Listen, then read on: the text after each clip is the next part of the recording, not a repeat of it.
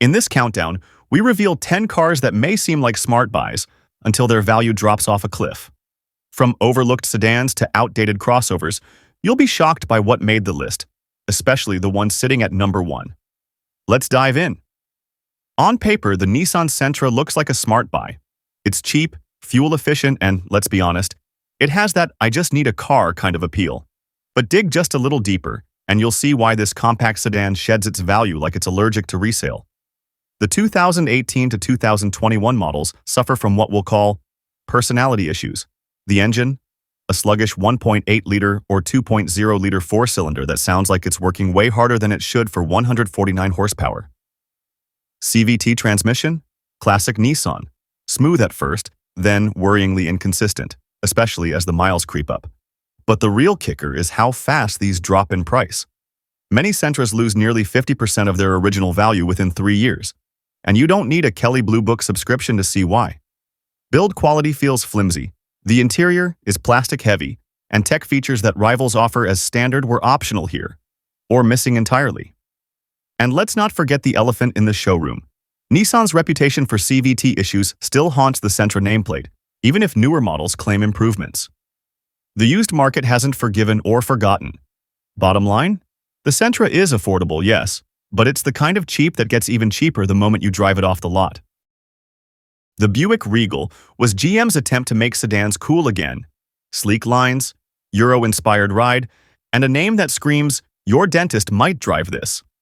But the market didn't bite, and neither did resale values. The 2018 to 2020 Regal came in Sportback and Tour X trims, which should have helped. All-wheel drive, a turbocharged 2.0-liter engine with up to 250 horsepower, and a surprisingly composed chassis. Sounds good, right? But here's the twist. Almost no one bought it. And because of that, depreciation hit hard. We're talking over 50% drop in value in some cases within just a few years. It didn't help that Buick's brand identity was stuck somewhere between luxury and fleet rental. Neither crowd fully committed. Interior quality was decent but far from upscale. And the infotainment, better than expected, yet not enough to justify its original price tag, or make used buyers chase after it. In the end, the Regal became a classic example of good car, wrong branding. And when a car vanishes from the market after just a few years, used buyers get nervous. Translation: don't expect strong resale, even if you get a good deal up front. You probably forgot the Cadenza existed, and you're not alone. Kia tried to go upscale with this full-size sedan, offering luxury on a budget.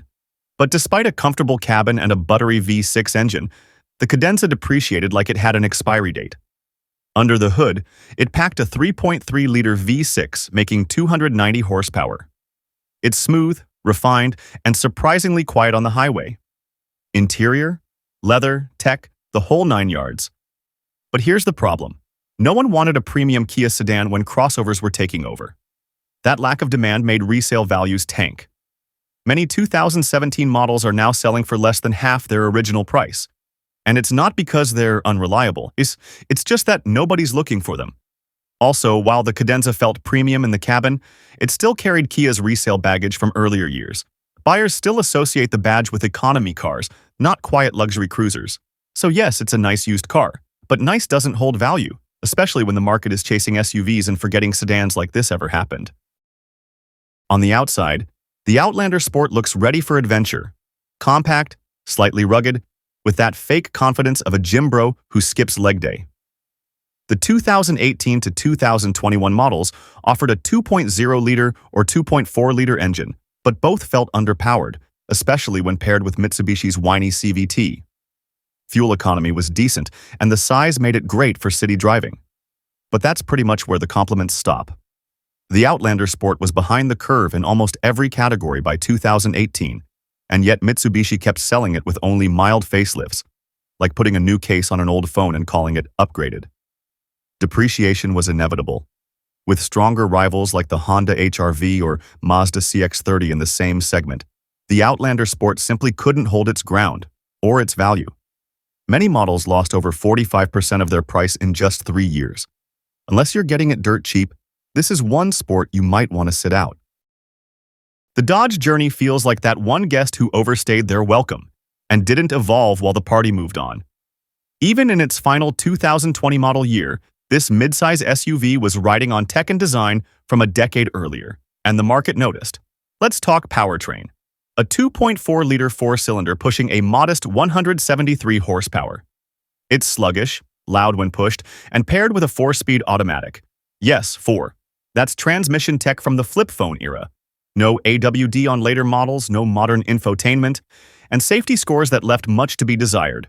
Now combine that with Dodge's shaky reputation for reliability in the budget SUV space, and you've got a recipe for rapid depreciation.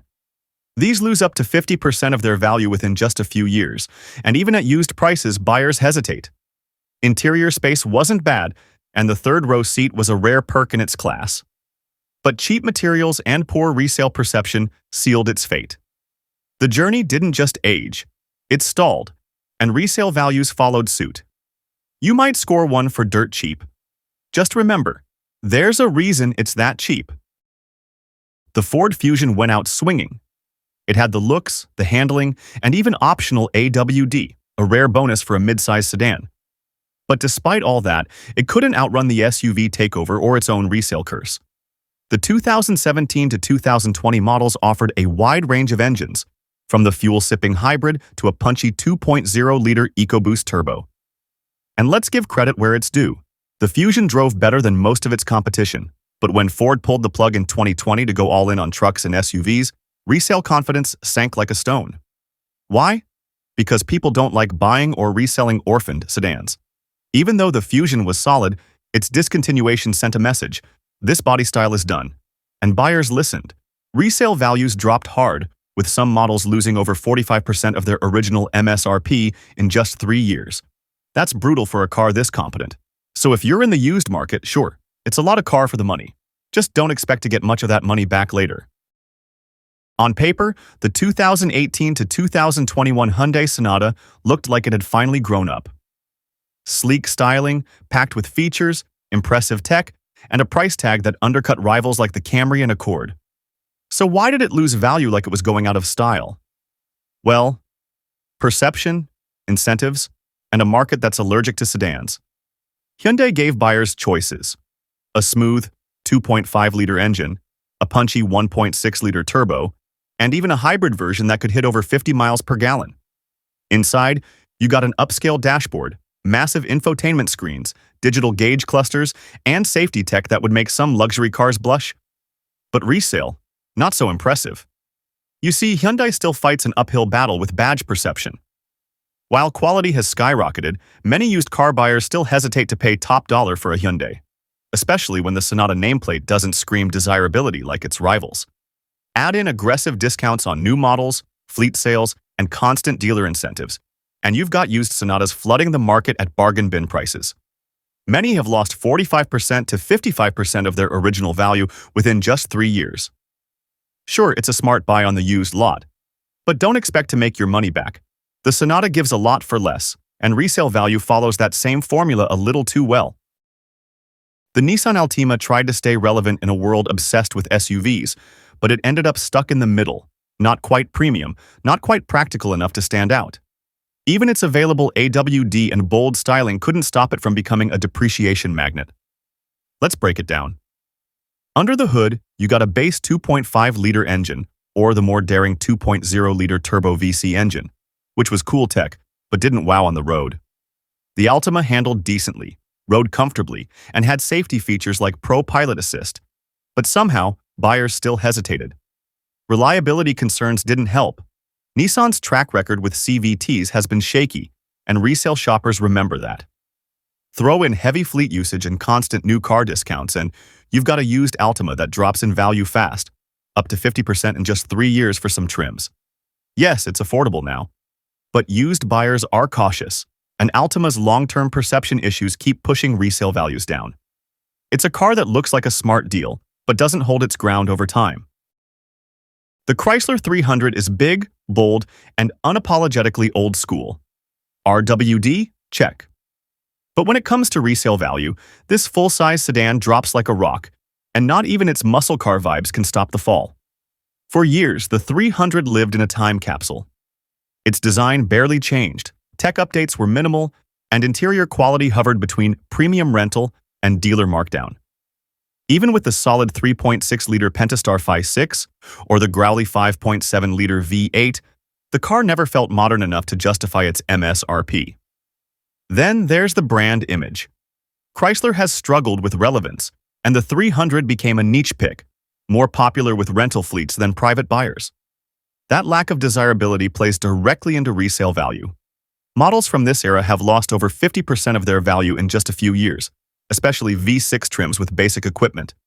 Sure, it's a bargain on the used lot now, but future buyers aren't lining up, which means you'll take another hit when it's your turn to sell. At the top of this list is a nameplate that once had real weight, the Chevy Malibu.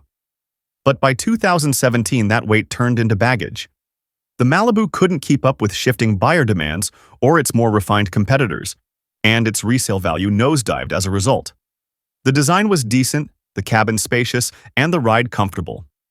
It came with a 1.5-liter turbo or a more powerful 2.0-liter turbo in higher trims, but neither engine was known for standout performance or reliability. And let's not ignore the elephant in the room: GM's habit of pumping Malibus into rental fleets like popcorn at a movie theater. That overexposure crushed resale confidence. Combined with average build quality, sluggish infotainment updates, and increasing public disinterest in sedans, the Malibu was a tough sell, new or used. By 3 to 4 years old, many have dropped 50% or more in value. If you find one cheap, sure, it might be tempting. Just remember, when it comes time to sell, you'll likely be facing the same wall of apathy the previous owner hit. If you found this list eye-opening, hit that like button. It really helps us keep the content coming. Drop a comment below. Which of these cars surprised you the most? Don't forget to subscribe and turn on notifications so you don't miss the next breakdown of what's smart to buy. Thanks for watching.